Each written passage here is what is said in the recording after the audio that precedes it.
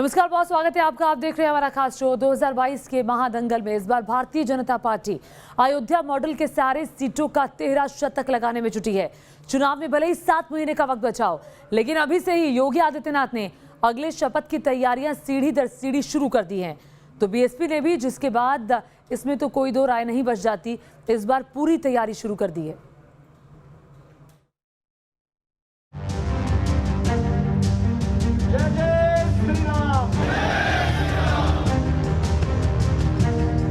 दो 2022 के महादंगल में अयोध्या मॉडल वाला प्लान।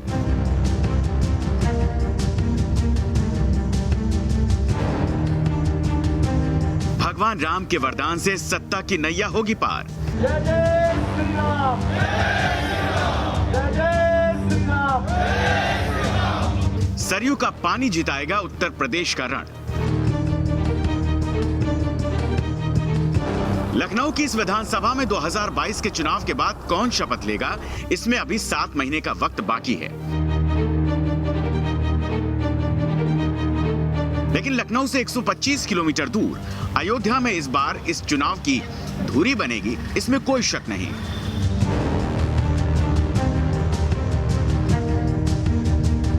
उत्तर प्रदेश में 2017 में योगी आदित्यनाथ ने मुख्यमंत्री पद की शपथ ली थी। उसके बाद से ही भगवान राम की नगरी अयोध्या उनके एजेंडे में सबसे ऊपर रही।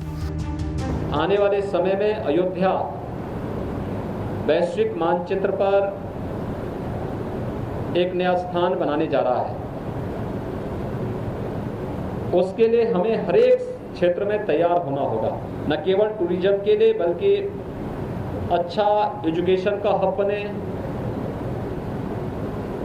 स्वास्थ्य सुविधाओं का भी एक केंद्र बिंदु बने,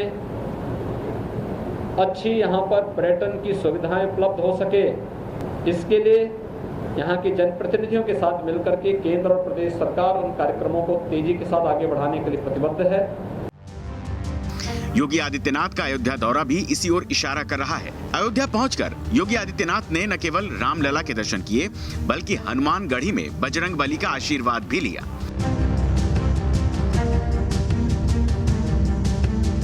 राम दरबार में मत्था टेकने के बाद योगी ने साधु संतों से मुलाकात की, जिसमें एक बार फिर योगी के अयोध्या सीट से विधानसभा चुनाव लड़ने की मंशा सामने आती दिखी। देश के यशस्वी मुख्यमंत्री, धर्म नगरी अयोध्या, भगवान राम की नगरी अयोध्या, जहाँ से भाजपा की शुरुआत हुई है, वहाँ से कोई इसका मुखिया चुनाव लड़े तो स्वागत योग्य, बहुत सुंदर। हम लोग जो है वो नहीं लड़ेंगे, हम लोग चुनाव लड़ेंगे।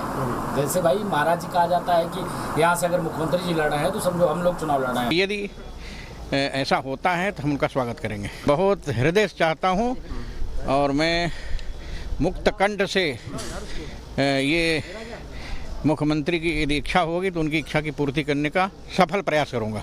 और मुझे पूर्ण विश्वास है कि गोरखपुर से ज़्यादा सफलता अयोध्या में उनको मिलेगी। ये सच है कि 2022 के चुनावी संग्राम में योगी आदित्यनाथ अयोध्या में चुनावी रण लड़ते हैं तो आसपास के 15 से 20 जिलों की विधानसभा सीटों पर सीधा असर जरूर पड़ेगा। इस ताकत को विपक्ष भी भली भांति जानता है। सब लोगों का सौभाग्य होगा, अयोध्या वासियों का, यदि मुख्यमंत्री जी यहाँ से चुनाव लड़ते हैं और मुख्यमंत्री जी को अयोध्या के प्रति उनका लगाव, उनका समर्पण और अयोध्या के प्रति जिस प्रकार से वो लगातार मुख्यमंत्री बनने के बाद में अयोध्या को विश्व स्तरीय नगरी बनाने का काम कर रहे हैं, तो पूज्य संत महंत सब उनसे प्रफुल्लित हैं, सब आनंदित हैं।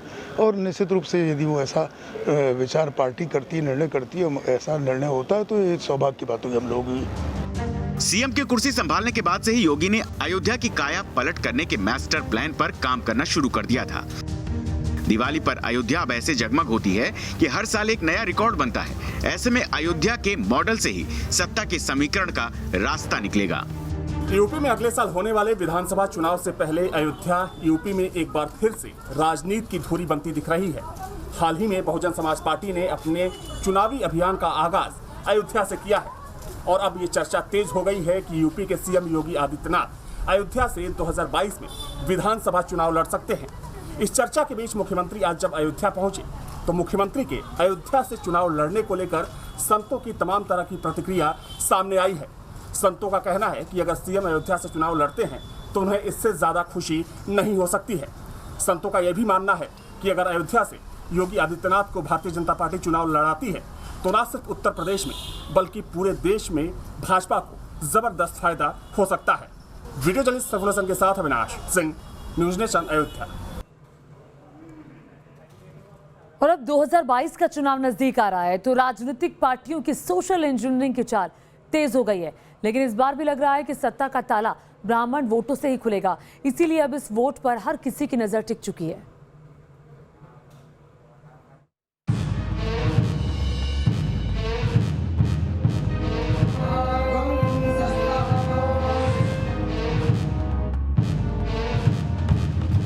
ये केवल तस्वीरें भर नहीं है, बल्कि 2022 के महादंगल की बिसात पर नई चाल है। अखिलेश यादव 2012 में साइकिल पर सवार होकर उत्तर प्रदेश की सत्ता पर काबिज हुए थे, लेकिन 2017 में साइकिल पंचर हो गई और रिकॉर्ड बहुमत के साथ लखनऊ में कमल खिला।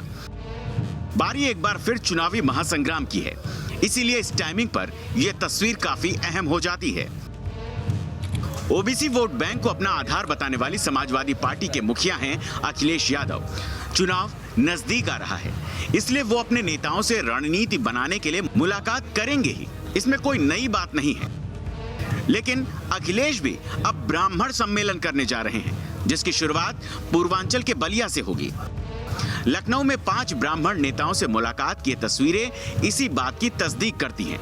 अखिलेश यादव के साथ इस मीटिंग में माता प्रसाद पांडे, अभिषेक मिश्रा, पवन पांडे, मनोज पांडे, सनातन पांडे मौजूद थे।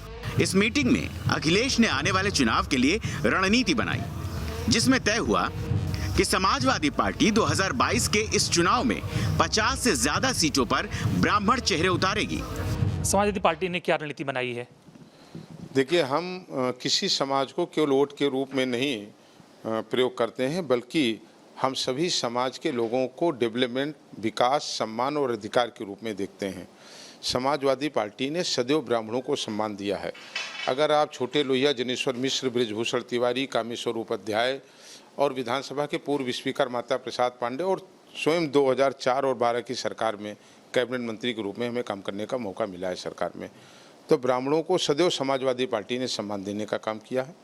और ब्राह्मणों ने 2012 में सरकार बनाने में एक महत्वपूर्ण भूमिका का निर्वाह किया था। तो क्यों लग रहा है कि बीजेपी को ब्राह्मण समाज ने जो 2017 में वोट किया था बड़ी संख्या में, आपको क्यों लग रहा है कि इस बार वो आपके साथ होगा? इसलिए कि बीजेपी ने धोखा दिया ब्राह्मणों को।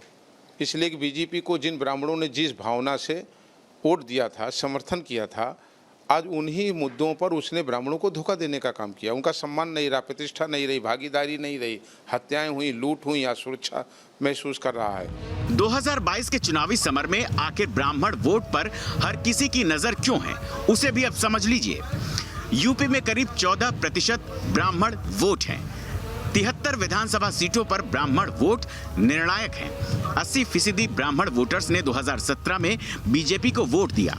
बीजेपी के चुने गए 312 विधायकों में 58 ब्राह्मण हैं। 9 ब्राह्मण विधायक योगी सरकार में मंत्री हैं। बीएसपी ने भी अपना चुनावी शंखनाद अयोध्या में ब्राह्मण सम्मेलन बुला करके ही किया। जिस फार्मूले से बीएसपी ने साल 2007 में पूर्ण बहुमत की सरकार बनाई थी, उसी फार्मूले को लेकर बीएसपी मिशन 2022 भी फतह करने में जुट गई है। और इसी को लेकर बीएसपी नेता और राज्यसभा सांसद सतीश चंद्र मिश्रा उत्तर प्रदेश के दौरे पर निकल पड़े हैं और प्रबुद्ध वर्ग सम्मेलन के माध्यम से ब्राह्मणों को एकजुट करने में लगे हैं। 30% और 13%, 36% हो जाते हैं, 30% के ऊपर आप हर सीट पर ताली होते हैं। लेकिन फिर वही बात आ जाती है कि अपनी बुद्धि का इस्तेमाल करके और हमको एकत्रित होना होगा, अपना बंटवारा छोड़ना पड़ेगा। ये भूलना पड़ेगा छोड़ देते कि मुझे क्या मिलने वाला, व्यक्तिगत मेरा क्या होने वाला था। अपने समाज के बारे में सोचिए कि समाज का क्या होगा। याद करिए 2007 में ये छोड़ करके कि हमारा व्यक्तिगत क्या हुआ क्या नहीं हुआ, समाज के हर लोग, पूरे समाज के लोग हमारे साथ एक साथ जुड़ गए थे और भाईचारा बना के दलित समाज के साथ इकट्ठा हो गए थे। हर कोई अब ब्राह्मण वोटर्स को रिझाने में लग गया है। कोई परशुराम की मूर्ति पर जोर दे रहा है तो कहीं ब्राह्मण सम्मेलन शुरू हो चुके हैं। ऐसे में आने वाला चुनावी रण काफी दिलचस्प होने वाला है, जिसमें अभी और भी कई जिन्न निकलने बाकी हैं। Team news nation.